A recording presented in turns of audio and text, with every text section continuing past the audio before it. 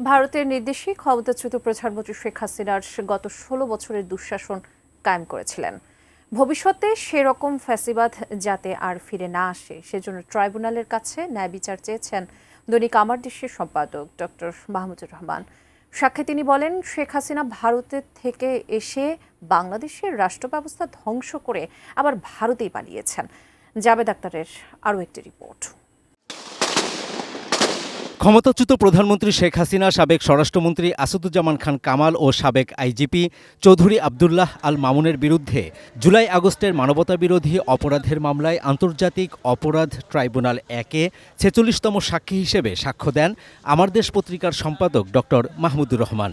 এই মামলার পলাতক দুই আসামি শেখ হাসিনা ও আসাদুজ্জামান খান কামালের পক্ষে রাষ্ট্রনিযুক্ত আইনজীবী আমির হোসেন মঙ্গলবার তাকে জেরা করেন। বুধবারও জেরা চলবে।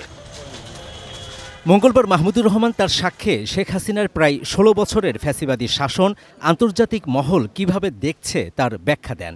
শেখ হাসিনা, আসাদুজ্জামান খান কামাল ও ওবায়দুল কাদের কিভাবে জুলাই হত্যাযজ্ঞের প্রধান নির্দেশদাতা সেই বিষয়গুলো তুলে ধরেন তিনি। আরএফএল অডিটর, বাঁকা হয় না, ফাঁকা হয় না, আর ভাঙা এক কথায় অসম্ভব। ওবায়দুল কাদের বলেছিলেন দেখামাত্র গুলির নির্দেশ দেওয়া হয়েছে, কাজেই কমান্ড রেসপন্সিবিলিটিতে ওবায়দুল কাদের এখানে গণহত্যার জন্য অপরাধী হয়ে যান। আর আসাদুজ্জামান খান কামাল তিনি নির্দেশ দিয়েছিলেন প্রাণঘাতী অস্ত্র ব্যবহার করবার জন্য। শেখ হাসিনা নিজে বলেছিলেন যে যারা আন্দোলনের নেতৃত্ব দিচ্ছে তাদেরকে হত্যা করো এবং তাদের লাশ গুম করো। কতটা ভয়াবহ একজন সরকার প্রধান হতে পারে। তিনি সাক্ষ্যের শেষের দিকে শেখ হাসিনাকে হিটলারের সঙ্গে তুলনা করে ভবিষ্যতে যেন বাংলাদেশে ফ্যাসিজমের পুনরাবৃত্তি না হয় সেজন্য আদালতের কাছে ন্যায় বিচার চান। সারা বিশ্বে এটা এখন প্রমাণিত হয়ে গেছে যে বাংলাদেশ একটা ফ্যাসিস্ট রাষ্ট্র ছিল এবং শেখ হাসিনা একটা ফ্যাসিস্ট প্রধানমন্ত্রী ছিলেন, যিনি ভারতের নির্দেশে কাজ করেছেন, বাংলাদেশকে একটি উপনিবেশে পরিণত করেছিলেন।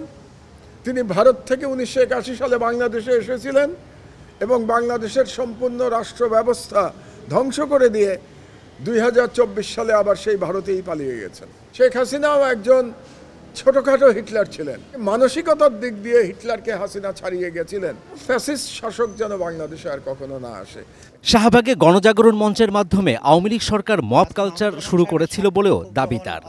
মব কালচারের জনক যে আওয়ামী লীগ ছিল, তারা একটা রায়কে প্রভাবিত করে মৃত্যুদণ্ডের রায়ে রূপান্তর করার ক্ষেত্রে শাহবাগের যে ফ্যাসিবাদী মব, সেটা কিভাবে আওয়ামী লীগ করেছিল, প্যাট্রোনাইজ করেছিল, কিভাবে আন্তর্জাতিক অপরাধ ট্রাইব্যুনালকে ব্যবহার করে প্রতিপক্ষকে দমন করার চেষ্টা করা হয়েছে, সেগুলো তিনি বলেছেন।